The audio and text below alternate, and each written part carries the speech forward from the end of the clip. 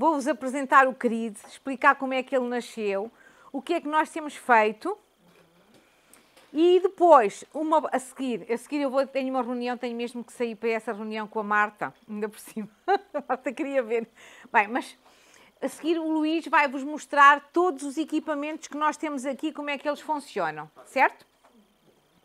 Então, eu vou começar por vos falar como é que o CRID apareceu. Tem uma história, não é? Vocês já várias vezes falámos, mas eu nunca acho que vos contei a história de como é que o CRID nasceu. Vamos ver se isto funciona. Está a dormir. Ok. Nós éramos apenas no início este projeto começou a ser pensado em 2003 e éramos um grupo de pessoas. E esse grupo de pessoas tinha professores daqui do Politécnico, pais de crianças e jovens com deficiência, e tinha também associações ligadas à deficiência e tinha também, então, na altura, o Ministério da Educação. E eu era o elemento do Ministério da Educação. Eu não estava, ou seja, eu estava na elaboração do todo, mas eu não pertencia aqui ao Politécnico de Leiria. Então, a ideia era nós criarmos um centro que tivesse um conjunto de tecnologia e que pudesse capacitar as pessoas com deficiência para que elas pudessem ser autónomas através do uso da tecnologia. Tudo na área, tudo na base da comunicação. O nosso foco era sempre isso. E a nossa ideia era sempre pensarmos que como é que nós íamos conseguir capacitar essas pessoas, avaliar também, porque é também uma das coisas que nós fazemos. Deixa-me aqui. Este meu coisa é mesmo chato. Portanto, como é que nós iríamos conseguir avaliar, capacitar e, no fundo, trabalharmos para fora ou seja, ser um centro aberto, que era numa universidade, mas que fosse aberto à sociedade. Porque, normalmente, o que é que acontece com este tipo de centros? Eles existem, mas eles estão fechados dentro das próprias universidades. A universidade é uma estrutura muito fechada. E, normalmente, o conhecimento raramente vai para a sociedade. E o que nós queríamos é que, com este centro, nós estivéssemos ao serviço da sociedade. Eu devo-vos dizer que, em 2003, quando nós estávamos a pensar nisto, e vocês vão estar a pensar, então, mas porquê é que pensaram em 2003? Porque em 2003 tivemos um grande financiamento da Comunidade Europeia para formar este tipo de centros no país. E esse financiamento, formaram-se 45 centros e a ideia era que esses centros depois se viessem a tornar autossustentáveis. Ou seja, que eles próprios pudessem se produzir, e já vamos perceber como, e eles tornarem-se autossustentáveis. Acontece que desses 45 centros que foram formados, apenas existem hoje 2 centros.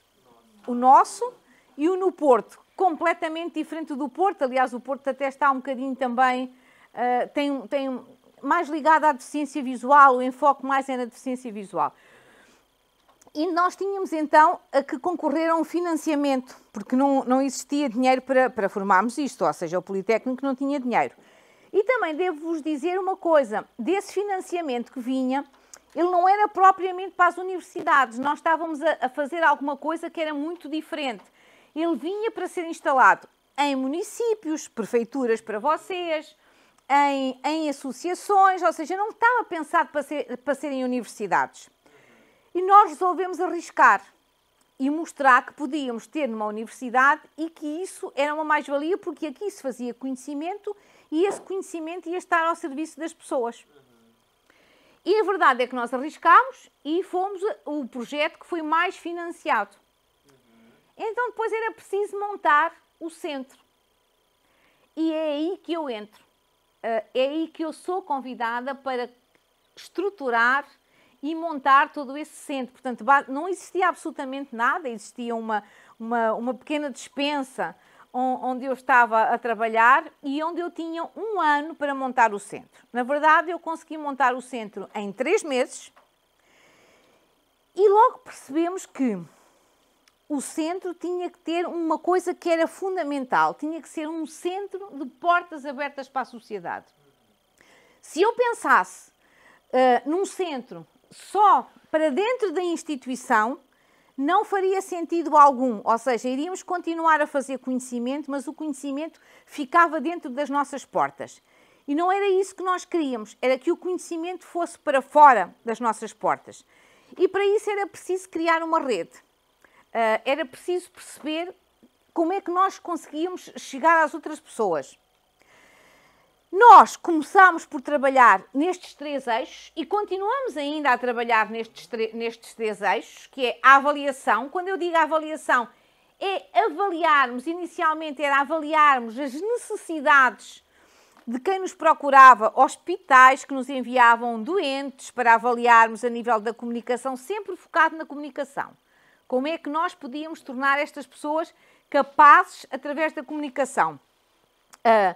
Pais, escolas, etc. Continuamos até hoje a fazer esse trabalho de avaliação, não tanto como fazíamos naquela altura quando o centro abriu, porque posteriormente o Ministério da Educação percebeu que poderia e deveria criar centros afetos ao Ministério da Educação em cada capital de distrito, que é aquilo a que nós chamamos CRTICs, e que estão por zonas do país. Neste momento nós temos o CRTIC da Zona Centro, que são nossos parceiros no sentido que o CRID faz o seu acompanhamento científico. Portanto, trabalhamos com esses centros do Ministério da Educação, fazendo esse acompanhamento, essencialmente um acompanhamento científico e alguns projetos de parceria. Depois da formação, era preciso pensar que tínhamos que dar formação, não bastava termos as pessoas com as tecnologias, as pessoas entenderem o que era a tecnologia, como é que ela era uma mais-valia para a vida das pessoas. Era preciso dar formação aos professores que tinham estes alunos, para eles perceberem como é que funcionava a tecnologia, aos familiares, para perceber como é que em casa podiam usar a tecnologia, que toda vocês depois que o Luís vos vai mostrar, e vocês vão perceber que não é complexo, mas é preciso que as pessoas entendam para que é que ela serve.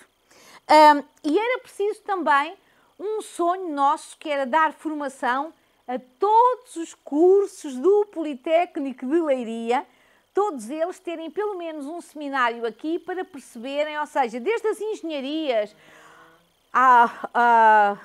desde as engenharias ao design, se todos percebessem o que é os conceitos básicos de uma pessoa com alguma disfuncionalidade a nível funcional, não é? Com alguma discapacidade funcional, iríamos conseguir entender melhor. Depois nesses cursos podiam haver pessoas que se viessem a trabalhar nessa área. Estou ali a olhar para o Luís porque ele sabe que nós não conseguimos efetivamente chegar a todos, mas temos chegado mesmo assim a muitos alunos. E depois, investigação, ou seja, sermos também um centro onde nós pudéssemos produzir produtos que permitissem responder a questões que a sociedade nos colocasse. A sociedade tem um problema e como é que nós vamos resolver esse problema? Bem, temos funcionado assim, portanto, nós abrimos as nossas portas em 2006, no dia 7 de dezembro de 2006 foi quando abrimos ao público, com esta sala só, agora já temos mais instalações. E o que nós pretendíamos era ser um construtor de pontes.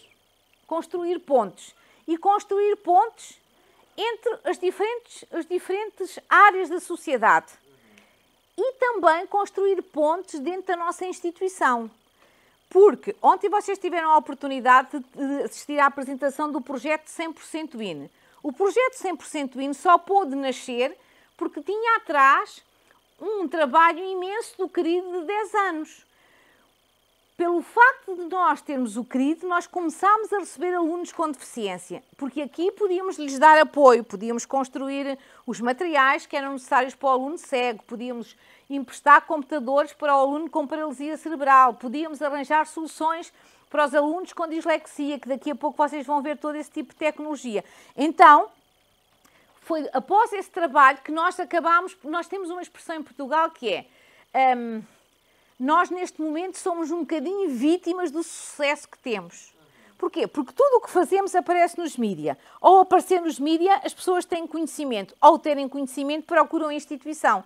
Daí nós temos a instituição de ensino superior que tem cerca de 200 e tal alunos, como viram ontem, com necessidades específicas, não é? Até então nós não tínhamos, mas temos também por isso, porque okay, se existe lá um centro, provavelmente nós temos respostas adequadas para isso. Então nós começámos por criar estas pontes, como eu vos disse, primeiro dentro da nossa casa. Era preciso, não valia a pena eu ter aqui um centro equipado com tecnologia de topo, se dentro da nossa casa Politécnico de Leiria não se percebesse como é que, o que era isto de trabalhar com as pessoas com deficiência. Então, logo que abrimos o centro, nós tínhamos um conjunto de brinquedos adaptados que nos foram oferecidos. Não sei se vocês têm conhecimento, mas a realidade é igual no Brasil. No mundo inteiro não existem fábricas de brinquedos adaptados.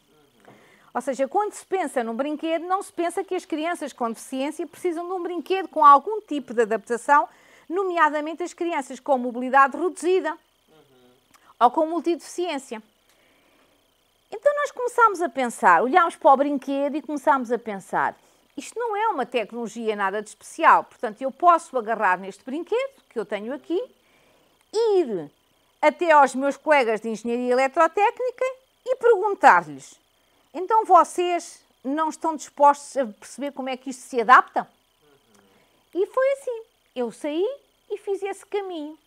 E assim nasceu este projeto que nós temos aqui, 1000 brinquedos, 1000 sorrisos. O que é este projeto? Não é mais do que eu movimentar a sociedade pedindo-lhe brinquedos simples que vêm da sociedade, que nos podem ser entregues e que depois nós adaptamos. E aí estamos logo a sensibilizar toda a gente da engenharia eletrotécnica. Eles param para pensar, bem, então se nós temos que adaptar brinquedos para uma população específica, então vamos lá perceber. E daí tivemos vários alunos que acabaram por fazer as suas teses de mestrado e investigar nessa área, e alguns saíram do país, inclusivamente, e estão fora do país a trabalhar com muito sucesso em projetos na área da deficiência.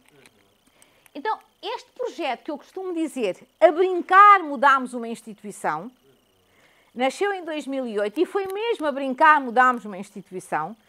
Todas as nossas escolas do Politécnico eram convidadas, e são convidadas até hoje, a ter brinquedos, a receber brinquedos, que depois agarrávamos nesses brinquedos e esses brinquedos eram adaptados pelos nossos alunos e depois de serem adaptados voltavam para a sociedade, que era de onde eles tinham vindo.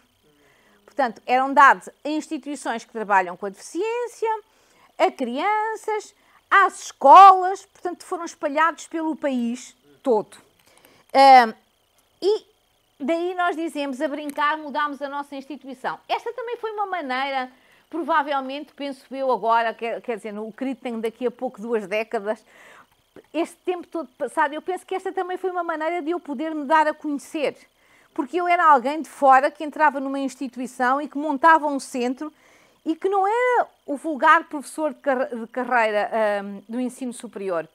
Portanto, era alguém que já vinha de fora e que entra e que vai montar um projeto. Era também preciso dar a conhecer. E eu penso que, se calhar, a brincadeira foi a melhor maneira de o fazermos. Mantemos esta campanha até hoje. Ela tem estado parada nos últimos 2 anos, porque com a questão do Covid não nos podemos juntar. Mas, para vocês terem ideia, antes de irmos de Natal, ligou-me um colégio que existe bem longe daqui, a dizer que tinham pedido aos seus alunos para trazerem um brinquedo para a campanha 1000 brinquedos, 1000 sorrisos. E nós já nem pedimos, estão lá os brinquedos para ir buscar. Portanto, nem pedimos, as pessoas naturalmente, quando têm brinquedos, fazem-nos as entregas dos brinquedos. É importante dizer que com esta campanha nós adaptámos 5000 brinquedos, os brinquedos foram distribuídos pelo país, chegaram a Timor, chegaram a Itália, sei lá, já não me consigo lembrar, a África, praticamente chegaram a todos os continentes E este nome, Mil Brinquedos, Mil Sorrisos, é hoje uma marca registada do Politécnico de Leiria, que está replicada neste momento na Universidade Federal do Rio Grande do Sul. Portanto, Mil Brinquedos, Mil Sorrisos, BRs pelo professor Eduardo. Ele mantém a campanha lá e também na Universidade de Feval. E, quem sabe, noutras universidades. Nós gostaríamos muito de levar replicar ainda em mais universidades e, inclusivamente, ele esteve com a campanha no Dia Internacional da Pessoa com Deficiência, em Brasília, acho que foi Brasília, sim, a apresentar e a perceber como é que se pode também queremos com isto fazer uma força para que os fabricantes de brinquedos possam perceber que os pais de crianças com deficiência têm direito a comprarem brinquedos. Tivemos no meio disto tudo muitas campanhas, não é? Muitas campanhas, não vale a pena estar a falar aqui dos brinquedos, estou ali a olhar para a Marta, que uma vez envolveu os alunos numa maratona, e a maratona deu dinheiro, e com o dinheiro comprámos brinquedos, mas a nossa ideia também não é comprar brinquedos novos, a nossa ideia é dar uma vida a um brinquedo que já está lá a um canto, e que está bom, e reciclar esse brinquedo, para que não haja também esse desperdício.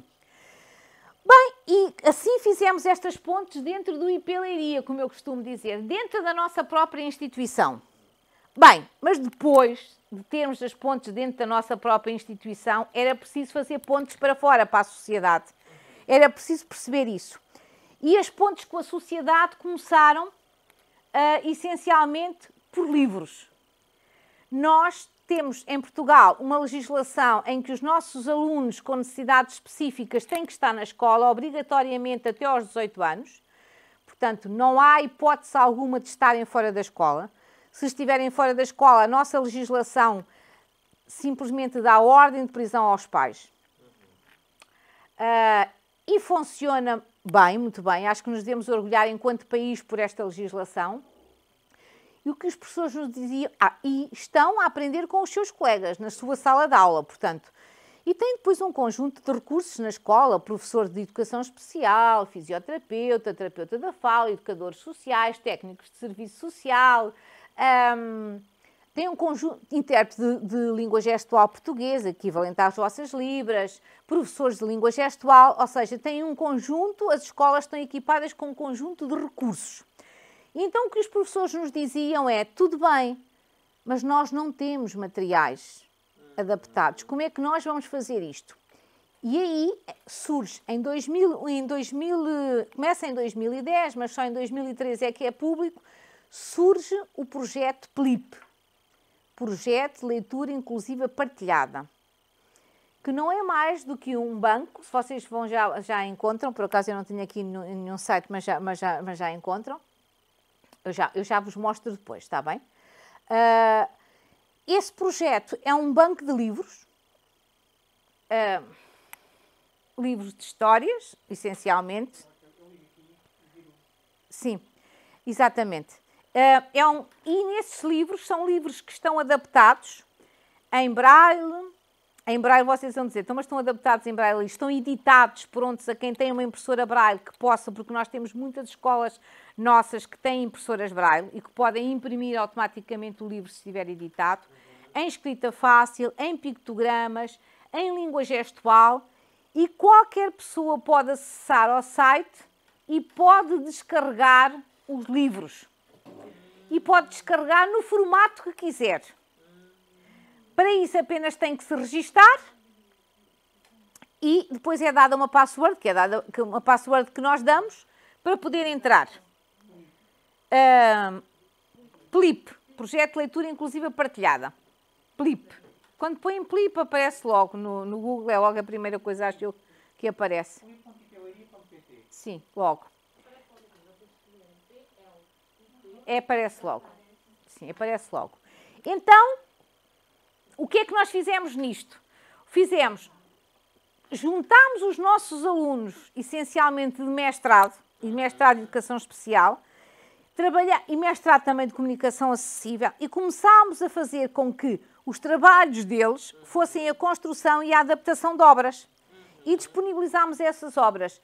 Devo-vos dizer que atualmente nós temos cerca de 13 mil pessoas que acessaram o site de todos os países do mundo, essencialmente a maioria deles são brasileiros, que acessam e que descarregam os livros, e também muitas pessoas dos países, ou seja, quando nós criámos o projeto, nós pensámos não só em Portugal, pensámos nos países de expressão portuguesa. Nossa intenção é ter ali algo que está disponível para os países de expressão portuguesa. E o site é um site que está constantemente a ser alimentado, porque esses trabalhos são realizados no âmbito das unidades curriculares que eu dou nos mestrados. Portanto, em vez de fazerem um trabalho sobre nada, fazem um trabalho sobre alguma coisa que é colocado no site e onde estão os seus nomes e que, portanto, estão a participar. Muito bom. E então, pensámos, bem, já temos isso, mas se calhar nós gostávamos de ter livros a sério. Livros que fossem em multiformato. E começámos a procurar e descobrimos que não tínhamos nenhuma editora em Portugal que fizesse livros multiformato. As pessoas nem sabiam bem o que era isso quando nós falávamos. Então nós começámos a desenvolver o conceito de livro multiformato. E é assim que surgem os livros, que a Karina teve a oportunidade de conhecer há muitos anos atrás, e tornámos assim, atualmente, a única editora em Portugal que faz livros multiformato. E o que são esses livros multiformato? Como vocês sabem, vocês têm esse conhecimento, mas são livros que, primeiro, são em espiral, para que haja acessibilidade, para que todas as crianças possam aceder a eles. Vocês também trabalham com livro multiformato, não é? Também têm o projeto de literatura acessível. Mas os vossos livros não são inteiramente acessíveis para crianças cegas. Porque não têm isto. Depois pensámos, eu não quero ter um livro para cegos, um livro para não sei... Eu quero ter um livro de histórias para todas as crianças. Porque eu quero que esse livro seja um material que eu possa levar para a escola e que eu possa usar como um material importantíssimo ao nível de trabalhar as questões da inclusão. Ele próprio é um agente de inclusão na escola, porque eu tenho que começar com as crianças pequenas, senão nunca vai haver inclusão, não é? Então, este é um dos livros que... Já não sei quantos livros temos, não é, Luís? Não sei. O Luís sabe de cor, mas são muitos, já não sei. Eu não tenho aqui todos, mas não sei todos já de cor. Começámos por fazer... Vou-vos começar por mostrar alguns projetos. Este livro foi o que ganhou em 2018, acho eu. 18, o projeto de produto mais acessível feito em Portugal, realizado em Portugal.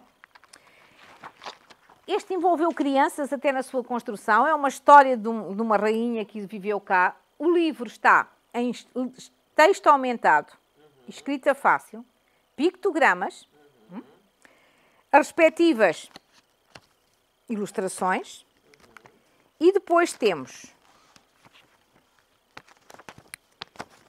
também um bocadinho para vos mostrar a evolução, porque mudámos também. Temos o livro, temos aqui uma brincadeira com o alfabeto, é só para brincarem as crianças, como é para crianças. Temos código QR, que nos leva depois para o audiolivro e para o vídeo em língua gestual. E temos aqui o livro em braille e negro. Nós fazemos sempre braille e negro, nunca fazemos... Começámos por inicialmente fazer só, mas só fizemos um livro só em braille, depois percebemos que isso não fazia sentido. Fazemos sempre braille e negro, porque vai estar para as duas, para as pessoas que sabem braille e para as que não sabem braille. E fomos evoluindo, porque chegámos a este é o nosso último livro, que nos fala de uns animais, que é um livro que está à venda no Castelo de São... Foi feito para o Castelo de São Jorge, que está em Lisboa, para vocês verem, não ficámos em Leiria, não é? A ideia não era ficar em Leiria. E o Castelo de São Jorge queria ter um livro à venda na sua loja que pudesse ser para todas as crianças. Então, foi construído este livro, e aqui o livro já é um bocadinho diferente. Como vem, é capa dura. Porque era uma coisa que nos diziam, não é capa dura, e não é capa dura, não é livro, e essas coisas todas. Então, este é o nosso livro começámos a fazer os livros em capa dura, como a Laurinha não, a Jangada da Amizade que eu vos dei já, sempre com argolas. Primeira folha são as imagens e as personagens em relevo, para que as crianças cegas possam sentir estas imagens. É feito num papel específico, depois nós na segunda-feira, vocês vão perceber ali na segunda ou na terça, vão ver a impressora e vão perceber. E depois temos, desculpa, o braille, o texto e os pictogramas, tudo junto já. E as respectivas ilustrações. O que é que temos de diferente em relação a vocês? Nós não temos a descrição das imagens em braille. E nem vamos ter. Porque a descrição das imagens em braille, colocarmos aqui o braille agora com a descrição, ia complicar muito a leitura para uma criança. Ou seja, a criança está aqui e depois passa para aqui e vai ler toda a descrição em pormenor da imagem. O que é que pretendemos vir a fazer no futuro? Pretendemos vir a colocar códigos QR nas respectivas páginas, onde é feita a descrição da imagem, ou seja, aponta-se aqui o telemóvel, ou da criança se tiver telemóvel, ou dos pais, e eles vão ouvir a descrição das imagens, sim. E uma descrição simples, porque uma descrição muito complexa, com todos os pormenores, o pavão é azul, o pavão não sei o quê, vai fazer com que a criança, ao fim de 2 segundos, não consiga prestar mais nenhuma atenção. Portanto, estamos a falar num público de crianças, não é? Portanto, aqui o que era essencial era explicar as coisas básicas. Há um céu azul, um rio que se vê ao longe, e vê-se depois mais perto um pavão e um gato. E é esta a lógica que pretendemos fazer no próximo livro. E depois o respectivo código QR e o vídeo em língua gestual. Conseguimos também provar com isto que é possível fazermos livros, é possível vendê-los, e é possível ser rentável e que há mercado em Portugal para o fazermos. Bem, tínhamos os livros, já tínhamos mostrado, era preciso ainda fazer mais alguma coisa, que nós achávamos que não fazíamos o suficiente. Era preciso fazer pontes de gerações, estávamos muito focados nas crianças, mas era preciso juntar as crianças com os mais idosos. E aí surgem-nos os projetos que nós temos com pessoas mais idosas, com demência, com Alzheimer, com baixa literacia, que também vêm aqui aprender a utilizar as nossas... Deixem-me só olhar para... não, estou com tempo. Que também vêm aqui usar os nossos equipamentos e também vêm aprender... Como o Luís pode falar um bocadinho mais disso, porque o Luís é que trabalha mais essa questão, aprender como é que cria uma página de Facebook, como é que usam o Skype para falar com os familiares que estão noutro país. E estamos a falar de pessoas de 90 anos e mais, que de repente começam a usar a tecnologia. E já que vos estou a falar de pessoas de 90 anos, dizer-vos que vocês agora não têm oportunidade, só temos aqui o Guilherme, que o Guilherme vem de uma escola secundária e vem aqui 2 vezes por semana, e neste momento o que ele está a fazer é precisamente está a passar um livro para a nossa biblioteca de Braille, que depois nós vamos imprimir em Braille e vai enriquecer a nossa biblioteca que vocês viram há pouco de Braille. Ele está no secundário e tem aquilo que nós chamamos um currículo específico em Portugal, e esse currículo específico implica que esses meninos, esses jovens que têm esse currículo específico, têm que sair da escola e ter alguma prática em algum sítio diferente, que pode ser um centro, pode ser, sei lá, um refeitório, cada um. Onde é que está o teu irmão? Nas piscinas. Pronto, o irmão dele, ele tem um irmão gêmeo, está nas piscinas, a dar apoio nas piscinas municipais, nas piscinas da prefeitura, às pessoas que vão praticar desporto, vai estar a dar uma ajuda. Portanto, é uma experiência num mundo diferente da escola. No Brasil, a gente compararia com o Jovem Aprendiz. No Brasil tem um programa desse. Aqui é mesmo, Patrick, é mesmo obrigatório, ou seja... É obrigatório, ou seja, quando os jovens chegam ao 10º ano e têm aquilo que nós chamamos um currículo específico individual, que é um SEI, que significa, na prática, eles têm que ter uma prática durante 3 anos fora da escola. E isso tem que estar no currículo deles, tem que estar o programa que ele faz aqui, tem que estar... É como fosse uma componente curricular. Não é algo extra como... Não, faz parte da dinâmica da própria escola. Quando o Guilherme acabar o seu 12º ano, no seu diploma que ele vai ter, vai estar lá as capacidades que ele aprendeu aqui connosco. Ou seja, eu vou escrever, ele consegue usar o computador, consegue usar o Word, consegue passar, consegue fazer um conjunto de coisas que foi aquilo que ele conseguiu aprender aqui connosco. Chamamos a isso o PIT, que é o Programa de Inserção... Me ajude. Programa de Inclusão...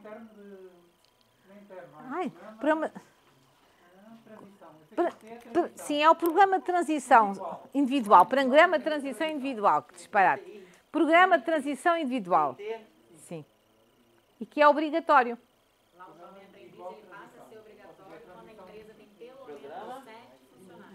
Ah, não, mas isso é outra coisa. Sim. Aqui não tem nada a ver com a empresa. Aqui, isto é como fosse uma espécie de um antestágio.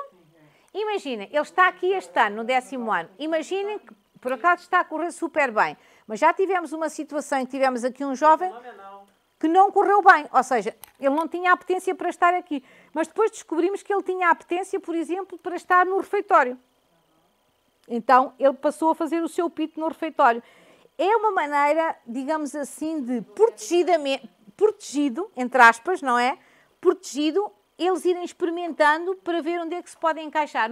Pode ser também numa empresa, mas as empresas não são obrigadas, não recebem absolutamente nada por isso. Aceitam se quiserem aceitar. Isso que estás a dizer já são as nossas cotas. Ao fim, com X cotas, tem que ter X funcionários com deficiência. Já é diferente. Isso já é a lei das cotas, já é um bocadinho diferente. Bem, como vos disse, era preciso fazer pontes entre gerações e eu estava-vos a dizer e a dizer-vos que nós, semanalmente, agora estamos na época por causa do Covid, semanalmente apoiamos aqui no CRID 100 pessoas. Ou seja, passam por aqui pessoas dos 2 anos e meio, é o mais pequenino, até aos 98 anos de idade. Aqui eles utilizam em sessões de 45 minutos a tecnologia de acordo com as suas capacidades para que se tornem mais autónomos depois no futuro. A ideia não é ficarem cá sempre, são 100, mas esses 100 não são os mesmos todos os anos, portanto, quando alguém já está autónomo e já tem o seu equipamento em casa e na escola, vai embora e vem outro e entra outro e assim sucessivamente. Portanto, o centro está, como vos dizia, perfeitamente aberto à comunidade. A ideia é que ele esteja mesmo aberto à comunidade. Sim, ajude-me, sim, se eu me esquecer de alguma coisa. Não, por 35 horas a dividir por 45 minutos, obviamente que não daria para as 100 pessoas, mas alguns vêm em grupos. Portanto, quando são escolas, instituições, basicamente são escolas e instituições, sim, vêm em grupos, portanto é que conseguimos dar atendimento a tanta gente, porque com o individual é impossível termos que chegar a 100 pessoas por semana. E também porque temos depois alunos estagiários e também temos alunos de fase como o Luís, que vão passando por cá e que nos vão dando uma ajuda.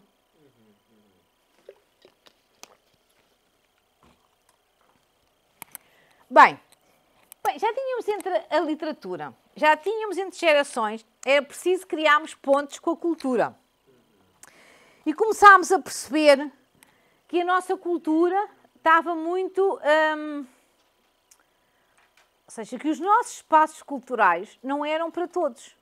Era preciso mostrar que os nossos espaços culturais tinham que ser para todos. E para isso era preciso começar de alguma maneira. E a maneira que nós pensámos em começar foi ir junto dos nossos restaurantes, na praça, que vocês com certeza já passearam lá por baixo, na Praça Rodrigues Lobo, e colocar-lhes um desafio. vamos fazer cardápios, vocês dizem cardápios, não é? Nós dizemos emendas, vamos fazer cardápios em diferentes tipos de linguagem. E eles pensaram, o que é isso? E nós, no fundo, colocámos um problema. Porquê que começámos por restaurantes onde vocês estarem a pensar? Porque somos portugueses e como portugueses adoramos comer. Adoramos comer e adorando comer, muitos dos comentários que nós ouvíamos é as pessoas cegas quando vão a um restaurante não têm a oportunidade de escolher o que querem comer porque os cardápios não estão de modo a que eles possam acessar. Os pais com crianças com autismo ou com déficit intelectual têm que repetir ou então não repetem, escolhem pelos filhos e os filhos comem aquilo que os pais querem.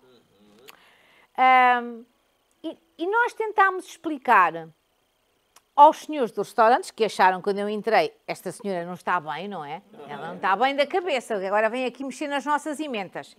Foi um trabalho conjunto dos alunos de mestrado que isso ia-lhes trazer mais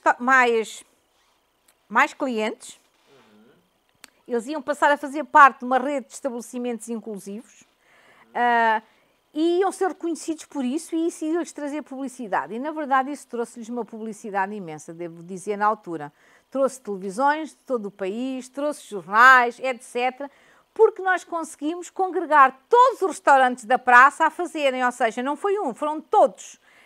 E nós disponibilizámos para fazer isso. Não temos aqui as emendas todas, mas só para vocês terem a noção. Uma emenda em braille. Onde é que está a nossa emenda? Do mosteiro. O Luís vai-me apresentar essa. Em braille, vocês depois podem vir aqui mexer nisto tudo, e ver tudo. Em braille, estão a ver, está muito light, como eu costumo dizer, muito light. Em pictogramas, esta é do Matavis, que é um restaurante muito conhecido lá embaixo na praça. O que é que esta emenda trouxe? Trouxe que os turistas que chegam ali, as pessoas que vêm aqui a Leiria, vão inevitavelmente à Praça Rodrigues Lobo, claro, porque é conhecer. Então, inevitavelmente, entram num restaurante e entram japoneses, chineses, muitas pessoas que não sabem a língua portuguesa. E com esta emenda em pictogramas, conseguem pedir e conseguem escolher. Então eles perceberam, até nós não tínhamos pensado nisso, percebemos que isto era uma mais-valia também para outros. Percebemos que era para os idosos também, que já não eram capazes de ler ou que não sabiam ler, porque a população que nós temos agora na década com 80 anos não foi à escola porque estávamos numa ditadura em Portugal. Então percebemos a amplitude disto. E então isso fez com que tivéssemos um restaurante que quis uma emenda para todos. O que é que isto quer dizer? Quando chega, e que ganhou vários prémios, e é também uma das coisas que está a passar no canal no Brasil do Travel, também estamos lá a mostrar isto. Esta é a emenda que vai para a mesa, e quando esta emenda vai para a mesa, inevitavelmente, toda a gente começa a ver que esta emenda é um bocadinho diferente. E ela é, como vocês veem, um motivo de inclusão. Porque as famílias, inevitavelmente, falam acerca disto quando estão sentados à mesa. Imagens, para que as pessoas surdas possam ter uma imagem clara, se não conseguirem entender. Pictogramas para os alimentos das pessoas que podem ter alergias. Esta emenda fez com que o Luís fizesse a sua tese de mestrado sobre este restaurante, vendo quais eram as falhas que o restaurante tinha, porque é o restaurante que quer ser o restaurante mais inclusivo do país. E a sua tese foi a melhor tese deste ano de 2020. No país, ganhou o prémio de melhor prémio. Prémio de melhor tese. Eles estão a gravar isto tudo, mas vocês depois têm que editar isto. Prémio de melhor tese. E agora, isto já fica gravado e, portanto, ele vai ter que fazer, vai sair um manual. Ou seja, um manual que vai ajudar os outros restaurantes, se quiserem seguir, estão ali não queríamos dizer regras, estão ali as orientações para que outro restaurante, em qualquer parte do mundo, se quiser, multiplique essa informação e perceba como é que o pode fazer. Isto começou onde? Com uma brincadeira nos nossos restaurantes. Bem, tínhamos conquistado a barriga e a boca dos portugueses. Então tínhamos que conquistar a cultura. E o que nos dizia a nossa cultura é que nós tínhamos no nosso património da região de Leiria um dos monumentos mais visitados do mundo, que é o Mosteiro da Batalha, que vocês vão ver sábado. Mas o Mosteiro da Batalha não era acessível. Ou seja, se eu levasse lá, é um mosteiro, todos nós que andamos, quando andamos na escola em crianças, todos nós, quase todos, é obrigatório fazermos uma visita ao Mosteiro da Batalha. As escolas passam todas pelo mosteiro. Mas a verdade, o mosteiro, percebemos que não era acessível. Ou seja, eu levo lá uma criança com um déficit intelectual ou com autismo, ela não consegue entender a história do mosteiro. Então fomos convidados a desenvolver o primeiro guião do mundo para mosteiros. É o primeiro mosteiro no mundo que tem um guião, em pictogramas e em escrita fácil. Estou-vos a mostrar em papel. Mas, se vocês acederem ao site do Mosteiro da Batalha, o Luís está ali a ajudar-me, há um separador onde tudo isto está digitalmente. A pessoa pode descarregar ou pode consultar no seu telemóvel à medida que vai fazendo a visita. Ao mesmo tempo, Guilherme, estás a aprender umas coisas hoje. Não, podes estar descansado a ouvir-me, sim, não há problema. Ao mesmo tempo, tem também um intérprete de língua gestual virtual. O que é que isto quer dizer? Está também lá alojado e a pessoa surda pode descarregar o intérprete, entre aspas. Não é um avatar, é mesmo um intérprete. Sim, mesmo, sim. E vamos fazendo a visita, e eles vão fazendo a visita e está acompanhado pela pessoa, pelo tradutor intérprete. O áudio e também... Claro. Eu falo muito, por favor. Isso eu entendi. Não é um avatar, uma pessoa, mas ele baixa do aplicativo essa pessoa e ele vai fazendo a condução, essa visita guiada com... A visita no mosteiro pode ser guiada ou não ser guiada. Nós vamos fazer uma visita sem ser guiada, no sábado. A pessoa tem autonomia, ou pede um guia, que faz a visita com eles, ou faz sozinho. E se fizer sozinho, o que faz é descarrega o aplicativo, porque a visita começa sempre pelo mesmo sítio. O que é que nós fizemos? Fomos com o intérprete para lá e com o guia do mosteiro, e tudo o que o guia diz, ele interpretava, gravámos e agora disponibilizámos o acesso. Portanto, não é um avatar, porque nós ainda não temos avatar para a língua gestual portuguesa, mas a pessoa descarrega e pode fazer a visita e assim entender a história toda que lá está. Ao áudio também, porque nem todos os cegos sabem braille, mas também, se quiserem, podem levar toda a história do mosteiro em braille e a negro e com algumas imagens. Deixem-me aqui passar, por exemplo. Vocês vão ter a oportunidade de ver que há vitrais lindíssimos lá, mas que as pessoas cegas não vão conseguir sentir ou vê-los, não é? Então nós colocámos, com a supervisão das pessoas do mosteiro. Eu e o Luís não entendemos nada de mosteiros, né? Quer dizer, entendemos de serem bonitos, mas não entendemos a história. Tivemos de ter alguém de história connosco. Criámos as imagens para que para que as pessoas cegas possam sentir essas imagens. Está em alto relevo, sim. Sim, tudo em alto relevo. Que maravilha! Muito bacana. Isto é a parte da frente, é a imagem do mosteiro. E depois, olhem, fomos criando para tudo, não é? Sim. Fomos criando para o castelo, fomos criando para o museu. Também depois no domingo vamos ver um museu e vocês vão ter a oportunidade de ver lá. Fomos criando para os espaços do país que nos iam solicitando esse tipo de materiais todos. Para as grutas que vocês vão ver, também não há mais nenhumas grutas no mundo que tenham guiões. Portanto, as grutas têm em braille, a negro, aqui em relevo para sentir. Isso faz com que eles tivessem tido esta percepção que uma pessoa cega, quando vai às grutas, tem que ser acompanhada e guiada. Vocês vão perceber que as grutas não são um sítio fácil de se fazer sozinho, mas deu-se formação às pessoas da gruta, as pessoas da gruta levam a pessoa cega quando entra calça umas luvas de cirurgia e vai poder tocar nas estalactites e estalagmites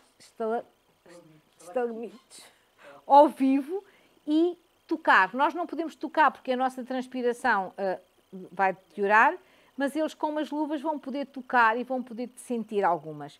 Fez também com que eles tivessem uma cadeira especial, que é a joelhete, para levarem as pessoas que estão em cadeira de rodas, portanto, poderem fazer a visita a pessoas com mobilidade reduzida. É assim uma coisa completa. Vocês vão perceber quando estiverem nas grutas que é assim uma coisa completamente de loucos. Temos ali uma nossa menina, aqui numa foto, que já não está connosco, que está no céu a iluminar-nos, que fez uma ou duas vezes essa visita às grutas, tinha um sonho de ir às grutas e foi a maneira que arranjámos, porque a cadeira de rodas não é possível, né? A Karina já esteve lá, sabe que não é possível, mas isso é possível e também o intérprete em língua gestual. E depois de fazermos isto tudo, pensámos, aqui está o castelo, no castelo quando nós fomos vai estar tudo lá disponível, vocês vão ver ao vivo no sítio. Pensámos que era melhor irmos à igreja. Se temos o maior santuário, um dos maiores santuários marianos do mundo, então não faz sentido que as pessoas venham a Fátima. A Fátima é de todos, não é só de uma elite. Então fomos até à igreja dizer-lhes que eles tinham que fazer alguma coisa. Não foi nada fácil, deixem-me dizer-vos. Eu entrar lá com as teorias, tínhamos que fazer alguma coisa. E em 2017, Fátima fez 100 anos das aparições. E eles criaram esta coisa linda, horrível, este flyer que ninguém entende, que nem dá para ler, cheio de informação e que estava espalhado, e ainda está espalhado, penso que ainda está espalhado por lá, acho eu. Acho não. Sim. Espalhado pelo todo o espaço de santuário, vocês vão ver no sábado o espaço todo, quem não conhece, todo o espaço, em diferentes línguas, todas possíveis e imaginárias, algumas a gente nem sabia que existiam. E nós dissemos, então, e como é que vocês fazem para as pessoas cegas? E como é que vocês fazem para as pessoas com déficit intelectual? E como é que fazem para as surdas? Fácil, né? Para as surdas é fácil. E eles já tinham essa tradição. Põe-se o intérprete de LGP e ele faz isso que está aqui. Então, criámos para as pessoas cegas, em braille, tudo o que está aqui. A Igreja deixou-nos criar tudo isto. Foi por isso que recebemos a carta do Papa. Deixou-nos criar isto, mas não pudemos mexer em nenhuma palavra, ou seja, não pudemos alterar o conteúdo do flyer. Era essa a regra que eles nos davam. Ou seja, escrita simples, não, nem pensar. Então, o que é que fizemos? O braille, não é? Começámos por trabalhar a imagem da Nossa Senhora de Fátima, porque também não é acessível lá no santuário a que se tocar na Nossa Senhora de Fátima para que se possa sentir e perceber que o que caracteriza a Nossa Senhora de Fátima é o rosário, o terço. A catedral antiga, não é a catedral que se diz, pois não, a basílica. Temos duas basílicas em Fátima e esta é a antiga, quando se entra, que se vê logo, para se conseguir perceber a amplitude e o tamanho e como é grande. E depois tivemos que transformar esta planta, que está aqui, estão a ver esta planta horrível. Ai, isto não pode aparecer, Patrick, horrível, eu vou dizer horrível. Numa planta que as pessoas cegas percebessem onde é que estavam e como é que elas poderiam seguir o percurso no santuário. Porque durante estas comemorações havia um percurso para se poder seguir e para se poder estar lá. Sim. Porque a planta mesmo assim não é fácil. Pois não. Não sei perceber. Logo a seguir Tá. aliás, antes da planta, Está tudo descrito. Sim. toda do percurso Sim. que eles devem fazer. Está o texto todo com as indicações. Como é que devem virar o livro para começarem a tocar. Sim, sim. Obrigada. Eu não me lembrava disso. Em pictogramas, este até está todo riscado porque era das reuniões que eu tinha com eles e nunca mais fizemos. Ou fizemos, mas depois estamos sempre a dar às pessoas. porque eles não entendiam alguns símbolos, porque eles não percebiam os símbolos e então diziam que eram anticatólicos e etc. e coisas assim disparatadas que foi preciso explicar a gente porque é que é construído o símbolo, porque é que é assim, etc. Bem, mas este projeto foi muito querido para nós, para mim e para o Luís, porque estivemos muito tempo envolvidos neste projeto, foi quase um ano. E depois, passado quase um ano disto estar, recebemos a carta do Papa. Isso foi bom, porque nós estamos agora... A Cláudia e a Joana, 2 alunas do Brasil, sim. Isso fez com que, em 2023, vão ser as Jornadas Mundiais da Juventude, que vocês já tiveram no Brasil, vão ser em Portugal, e a aposta é que se traga a maior número de pessoas com deficiência pela primeira vez numas Jornadas Mundiais da Juventude. Então, estamos a fazer a comunicação das Jornadas Mundiais da Juventude no que diz respeito à acessibilidade.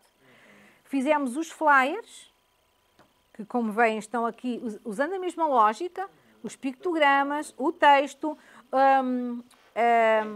o QR Code para a língua gestual e para o áudio. E estes flyers andam pelo mundo inteiro, para onde andam os símbolos que vão passando agora por vários países. E ao mesmo tempo está nas minhas mãos para efetivar uma correção, um projeto que envolve uma aluna do Brasil, que é a Dizzy Rei Nobre, que é a minha aluna de doutoramento. Ela adaptou todo o terço para pictogramas, portanto, é alguma coisa completamente...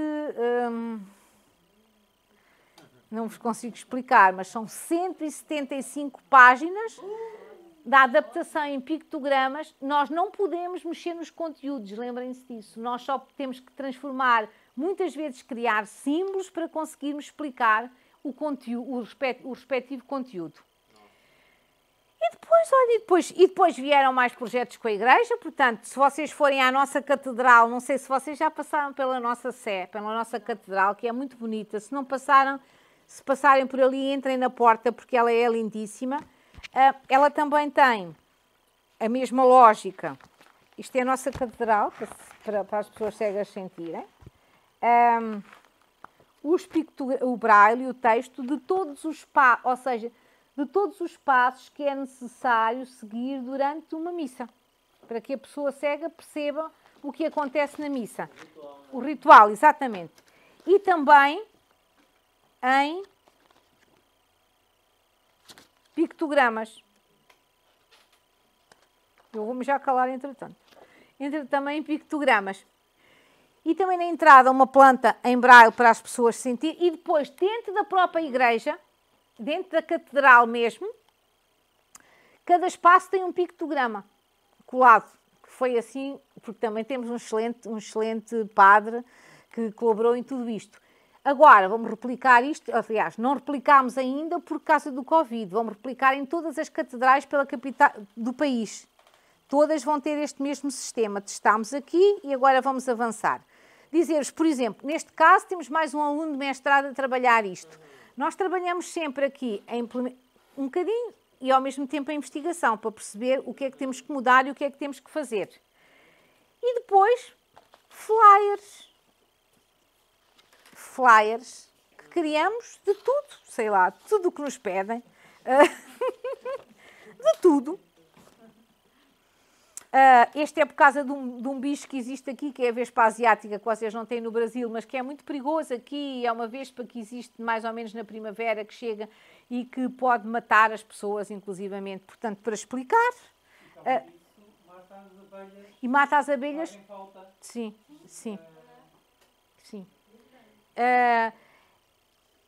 Sobre o fólio, por exemplo, onde esteve a Karina comigo em outubro, portanto...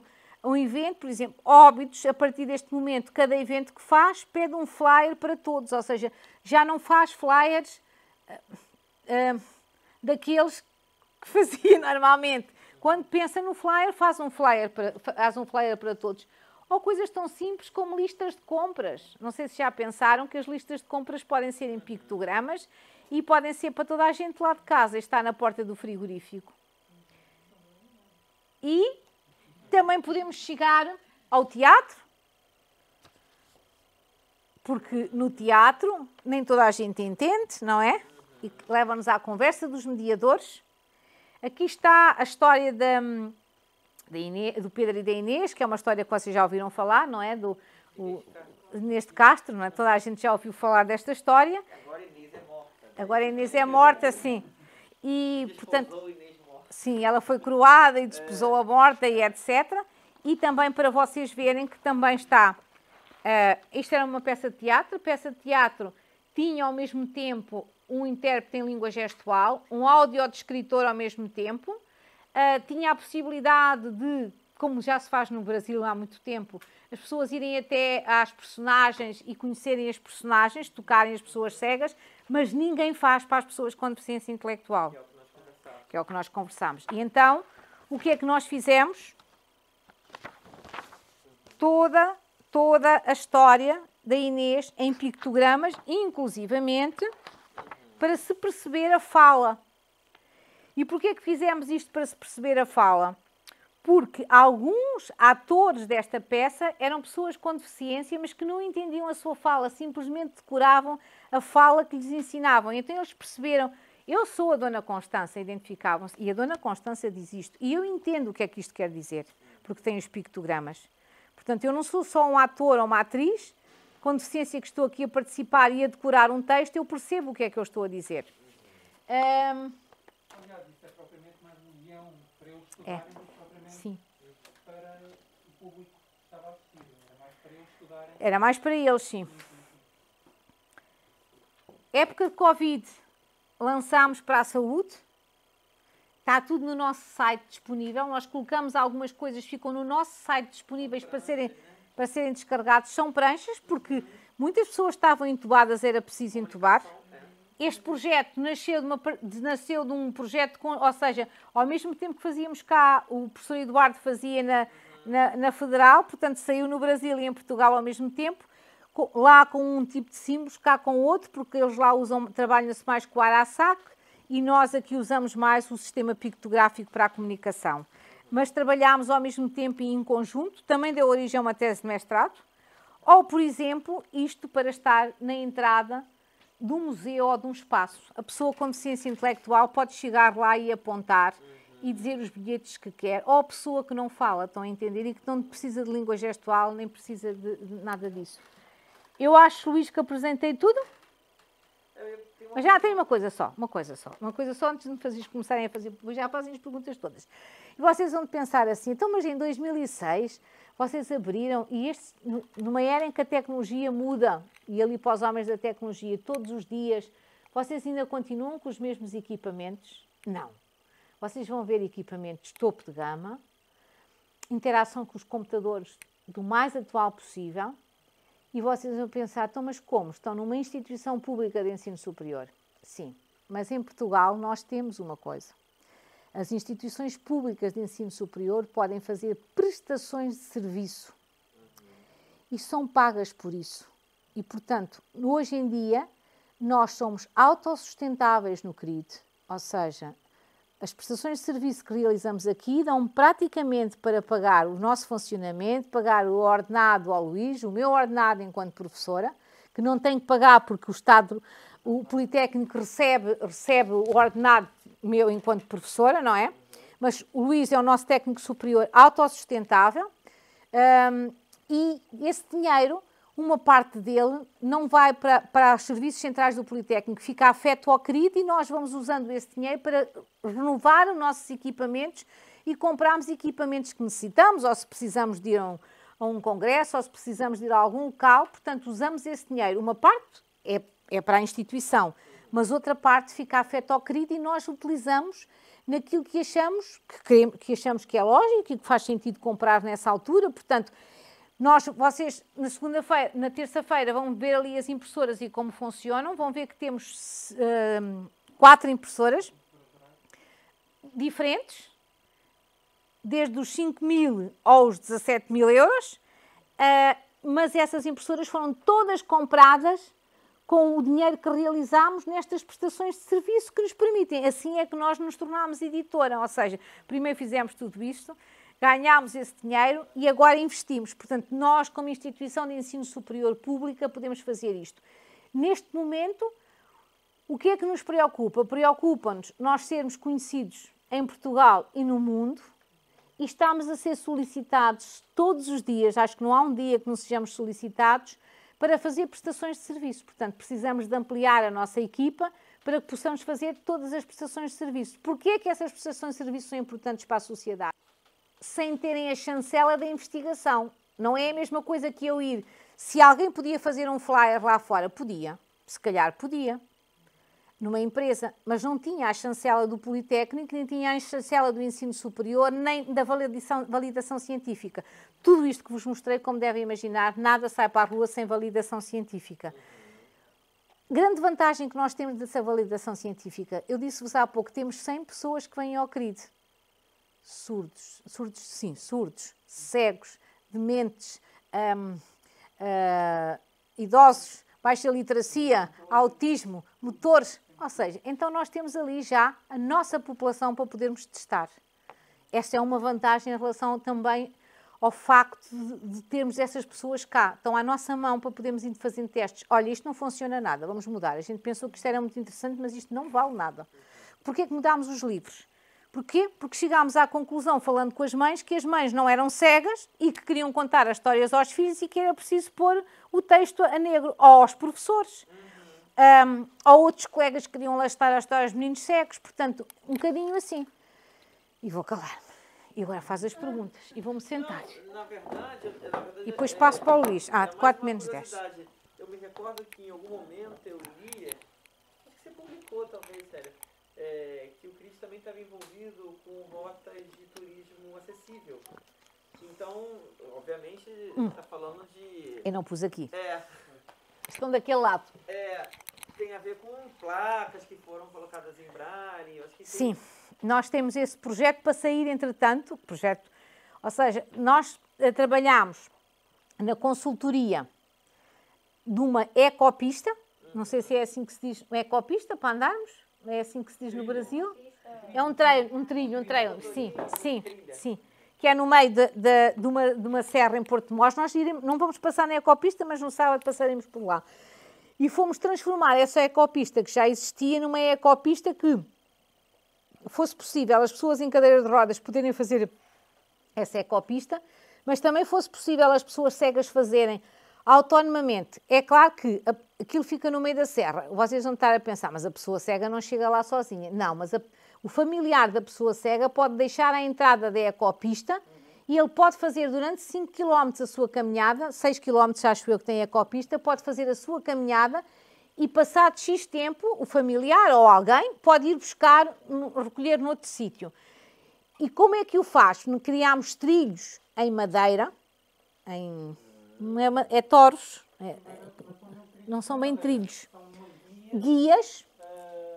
Ficam de ambos os lados do trilho, para que o cego possa guiar-se pela bengala. Ou seja, nunca vai sair daquele sítio, porque tem sempre, ou do lado direito ou do lado esquerdo, um guia em madeira. Corredor. No Rio, a gente tem uma trilha só 100% acessível, que é no Parque Nacional da Tijuca, lá no centro do Rio, na região do Rio. E lá a gente utiliza também para o deficiente físico, né, um triciclo, uma cadeira de 3 rodas. E ela é carregada por um apoio, que a gente chama que é o Cosme Damião. E aí o cadeirante senta, ele é trocado de cadeira, né? E também o cego ele é amparado, que é toda guiada ela também, com guia, para ele não se perder, com braille também. E a questão do cadeirante poder participar, que é como se fosse uma cadeira com mais uma roda, ela é ampliada e tem 2 corrimões, que a pessoa pode levar o cadeirante, ele fica ali sendo conduzido. Parecido com a joelhete, só que a joelhete não... Sim, parecido. Neste caso, o cadeirante pode ir consegue fazer sozinho. porque não tem elevações. Sim, lá no Rio a topografia não permite. Apesar de ser no cimo de uma serra, é sempre direito, porque era uma antiga linha de comboio. Entendi. E então é tudo direitinho. Tudo errado. Sim. E depois existe vai existir, já lá estão, vai existir placares com informação da flora, com informações acerca do que era aquilo, que aquilo era um trilho de um comboio que trazia carvão para umas minas que existiam. Tudo isso está em braille, tem um código QR que depois está em língua gestual e em áudio. Que maravilha. A pessoa pode ir, não é? Vai, é surdo, ok, aplica. É cego, não sabe braille, não quer braille, ouve o áudio. Uma outra pergunta, aproveitando a questão da surdez, né? Que no Brasil a questão da surdez é uma questão bem emblemática, né? Enfim, questões... Devem ser as mesmas que aqui. Enfim, tem uma questão identitária, cultura surda, eles não se Aqui também é a mesma pessoas coisa. Eles com não se identificam como deficiência. pessoas. É igual. Minha irmã É igual. minha irmã é tradutora e intérprete no Brasil, eu tenho muitos amigos surdos. É tenso, sabe? Aqui também é assim. E aí eu fiquei curioso, porque nesses cardápios, né, a gente chama de cardápio, né, que Sim. são as emendas, também teria QR Code para que eles tivessem acesso? Nestes cardápios não tem. Não. Estes cardápios não têm QR Code. É uma das coisas que pensámos e que sugerimos, por exemplo, no estudo do Luís, é uma das coisas que não, mas os surdos que... Explique. Para depois escolher. Sim. O Luís fez todo esse Luís fez todo esse trabalho, não é? Ele sabe melhor do que eu, porque foi ele que o fez. Eu só o orientei. E a comunidade surda, porque a tese dele, ele levou as pessoas com deficiência ao restaurante todas, para estarem lá. Fez focos grupos com elas. E os surdos realmente não acharam muita graça a isso. O que eles achavam é que deveria ter... Sim, que deveria ter imagem, né? A imagem para verem, porque a imagem dava-lhes a ideia para eles poderem escolher o prato. Estarem a ouvir tudo não gostavam. Ok. É porque, no caso, no Brasil, a imagem acho que também seria muito atrativa. Acho que realmente ter o QR Code com acesso, né, à emenda em áudio, talvez realmente tivesse essa questão de ouvir tudo para depois escolher. Mas nós temos uma questão que os nossos surdos, pelo menos uma boa parte deles, não tem domínio de língua portuguesa. Então, quer dizer, ainda é um desafio, né? Eu acho que a imagem realmente... Não sei como é que são os surdos aqui em Portugal, porque muitos surdos no Brasil, eles conhecem, né, a língua brasileira de sinais e conhecem a língua portuguesa, mas uma boa parte dos surdos não tem domínio nenhum da língua portuguesa. Esse é um fato. Aqui é assim, Alain. Uma criança que nasce surda, uma criança que tem perda auditiva, mas uma criança que nasce surda, ela é encaminhada, ela tem intervenção precoce desde pequenina, e ela é encaminhada para escolas de referência, que são escolas públicas iguais a todas, mas que têm lá, em que lhes é dada a primeira língua é a língua gestual portuguesa e a segunda língua, a primeira língua materna é a língua gestual portuguesa e a segunda língua é a língua portuguesa. No Brasil também. Pronto, e então eles têm todos esses apoios. Os nossos pequeninos que nascem surdos, todos eles têm o domínio da língua gestual portuguesa. E da língua portuguesa também. Agora, aqueles que já têm, sei lá, a minha idade ou mais, é que como não havia esse sistema em Portugal há uns anos atrás, é que não têm. Mas a nossa comunidade surda tem uma grande percentagem, domina perfeitamente a língua gestual portuguesa. Eles são muito, como é que eu ia dizer? A mesma coisa que vocês dizem, portanto, eles não se consideram pessoas com deficiência, consideram-se pessoas com uma cultura própria. Eu acho que isso é o mundo inteiro, não é? Sim, acho que isso é no mundo inteiro, sim. No Brasil, como a gente tem uma realidade, né, de um número, numericamente, né, um número muito maior, né, Sim, de claro. pessoas com deficiências, e incluído nesse grupo as pessoas surdas, infelizmente a gente não tem professores em quantidade suficiente para atender essa demanda. Daí um movimento que culminou recentemente, que eu fui inclusive resistente, mas entendo a demanda deles, mas resistente, de que eles demandaram, e foi possível mudar a lei brasileira, a nossa Lei de Diretrizes e Bases de Educação Nacional, mudou agora, cerca de 3 ou 4 meses, né, Karina? A gente fez uma discussão dessa. E eles agora têm uma escola separada para eles. Mal, péssimo. Péssimo. Então eu fui absolutamente resistente, nosso grupo, né, se mostrou bastante resistente. Entendemos a demanda de que a gente precisa mudar a escola e não de escola. Essa é a questão. A gente precisa mudar a escola e a cultura da escola para que ela se torne inclusive, não separá-los. Mas essa foi uma demanda vinda dos surdos, Sim. que naturalmente já tem essa tendência a se separarem, a se isolarem, em função de questões identitárias, de cultura, etc. Enfim, e a gente infelizmente tem uma realidade que é cruel no Brasil. A gente tem muitos surdos que não dominam a língua portuguesa, em tese desde pequeno deveriam aprender, como aprendem aqui em Portugal. E digo mais, eu ainda no meu doutoramento fui fazer a pesquisa de doutorado numa escola secundária e identifiquei um cenário absolutamente isolador. Eu conheci uma jovem de 15 anos que não dominava nem a língua brasileira de sinais, nem a língua portuguesa. Aí eu lhe pergunto, como é que ela chegou na escola secundária, Sim. se ela não domina a língua Sim. portuguesa nem a língua brasileira de sinais? Sim. Não sei como, Sim. mas eu encontrei. Enfim, Fui falando e por aí esqueci. vocês têm uma ideia Fui do que falando e significa esqueci-me de no passar o Brasil. PowerPoint. Fui falando e esqueci-me de passar o PowerPoint. Cruel, muito cruel. Bem, no fundo era tudo o que eu estava a dizer, não é? Só que eu fui-me esquecendo, entusiasmei-me, que acontece sempre isto. Obrigado. Depois as pontes para o mundo é nós irmos para o Brasil, para os outros países. Foto do centro aí que você tá. Tá muito interessante você assistir com a história do Brasil. Ótimo. Que são a replicar os países, no fundo. Isto são os números que nós temos, que toda a gente gosta de números, são um bocadinho desatualizados já, porque nós já ganhámos mais prémios depois disso e já tivemos mais visitas, portanto, como veem, nós já fomos visitados por muitos países.